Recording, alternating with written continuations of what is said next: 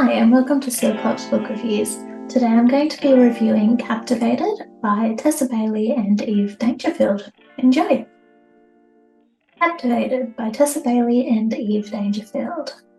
The genres for this book is romance, contemporary, BDSM, erotica, humour and adult. It's also a standalone book, so just read it by itself. It's very enjoyable, very quick. It's a good read. So how does the book compare with other books in the genre? So I was not expecting anything like what was in this book. It drew me in from the very start. I loved the growly landlord with the secret soft side and the Aussie comedian wannabe.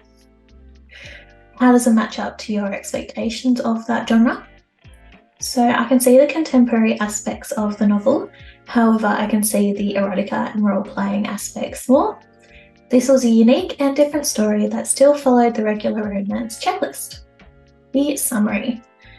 So secret aspiring comedian Autumn Reynolds is a girl gone, not wild exactly, more like crazy. Since her boyfriend abandoned her in New York City for a bunch of improv groupies, she's had two priorities: sucking the nitrous out of whipped cream cans and making sex comics about her mysterious landlord.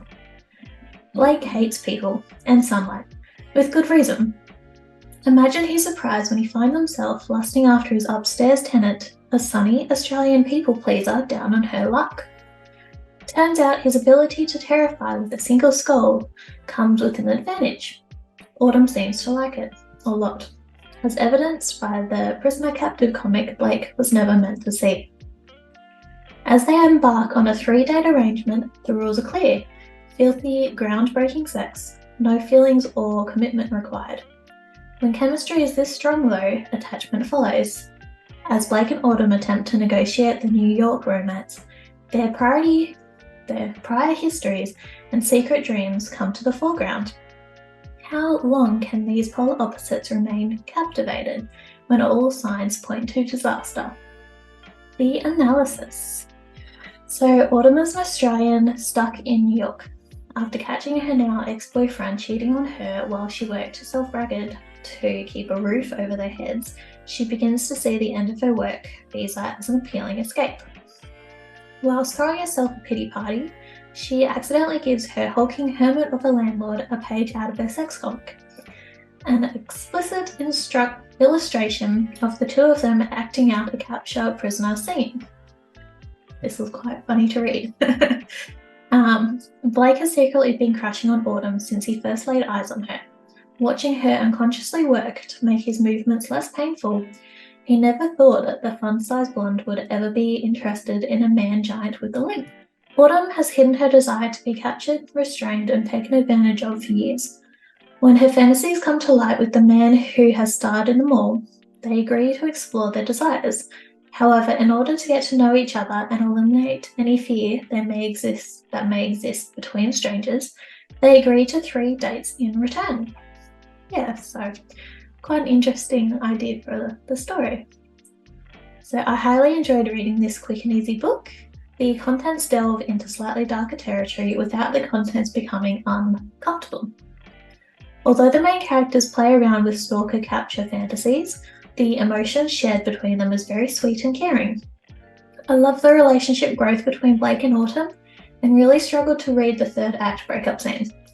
The amount of effort Blake puts into repairing the vintage book for Autumn was so touching I grew teary-eyed. I felt the end of the book was wrapped up in a satisfactory way. My only wish was that I could experience the whole thing again anew. A little bit about the main characters. So there's Autumn. She is very petite, described as fun-size, Australian, aspiring comedian, all alone in New York, amateur comic creator, craves to be stalked and watched, and has terrible stage fright. Then there is Blake. He is big and scary looking, walks with a limp, vintage book restorer, this part I absolutely loved, quiet but observant, doesn't go out during the day, will do anything to please Autumn, and encourages Autumn to overcome her stage fright. The recommendation. So I would highly recommend this book to those that like a little darkness with their spice. Blake and Autumn discover their love for role-playing the stalker and stalkie dynamic. I wasn't sure how I'd go reading that sort of trope, but found that both Tessa Bailey and Eve Dangerfield did an amazing job at not only making the scenes enjoyable, but showing the characters' emotions to one another while acting indifferent. So what I mean by that is, while they're acting out a scene, Blake has to act like he doesn't care. He is the stalker, he is the bad guy sort of thing, but he still makes sure to check in and is very observant and sweet and everything, so it works. Review. So I really enjoyed this book. It's another one on my to buy list. I'm going to make sure I get a physical copy of it. I gave the book 5 out of 5 stars. So this was a highly enjoyable, smutty romance with a nice smattering of humour throughout. It was very sweet. Although I may not sound it, it was very sweet and I really enjoyed it. So there you go, that's my review on Captivated by both Tessa Bailey and Eve Dangerfield.